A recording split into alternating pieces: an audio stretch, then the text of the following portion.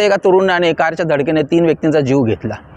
त्याचं कारण हा होतं की तो व्यक्ती जो होता मादक द्रव्याचं व्यसन केलं होतं आणि दारू देखील पिलं होतं। त्यामुळे उल्हासनगर शहरामध्ये वेळ उशिरापर्यंत ज्या दारूचे वाटप होतं, जे काही डान्स बार आहेत किंवा बार आहेत त्यामधून जो वेगळा प्रकार घडतो, त्याच अनुषंगाने हे सगळे घटना घडत असतात। यालाच अनुसरून मध्यवर्ती पोलीस ठाण्याच्या वरिष्ठ पोलीस निरीक्षक विजय वाघमारे यांनी उचललेलं पाऊल अत्यंत महत्त्वपूर्ण आहे। कारण त्यांनी 3 ते 4 जो एकाच ठिकाणी बार आहेत, डान्स बार आहेत, जे डान्स बारमधील जे मालक आहेत किंवा जे कर्मचारी आहेत ते पोलिसांना गाफील ठेवून त्यांच्या वेळेच्या दरम्यान जी वेळ असते त्यावेळेत त्याचे फोटो काढताना असं दर्शवतात की आता इथे काहीही चालत नाही आणि त्याच्यानंतर लगेच त्यांचा डान्स बार सुरू होतो आणि सकाळी पहाटे 5 वाजेपर्यंत सदर डान्स बार चालू असतं, ज्यामध्ये अनेक शौकीन जे असतात पैशाची उधळण करतात, दारू देखील पितात आणि याच पुढे जाऊन मग नंतर नशेच्या आहारी जाऊन अनेक प्रकारच्या घटना घडतात, ज्यामध्ये अनेकांचा जीव गेलेला आहे आणि यापुढे गेला जाऊ शकतो।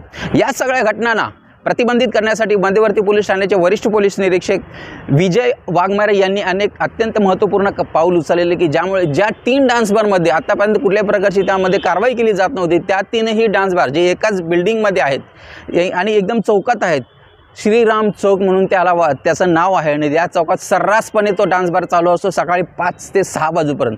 त्या डान्स बारवरती कारवाई केली आणि 50पेक्षा जास्त ज्या मुली होत्या, ज्या लेकी होत्या त्यांना अटक करण्यात आले आणि 70पेक्षा जास्त ग्राहकांना देखील अटक करण्यात आलं। सदर जो भाग होता तो विठलवाडी पोलीस ठाण्याच्या चौकीत अंतर्गत येतो। सदर त्या सगळ्यांना तिथे गुन्हा वर्ग करण्यात आलेला। पुढील तपास हा विठलवाडी पोलीस ठाण्याचे वरिष्ठ पोलीस निरीक्षक विजय गायकवाड यांच्या अंतर्गत तपास सुरू आहे।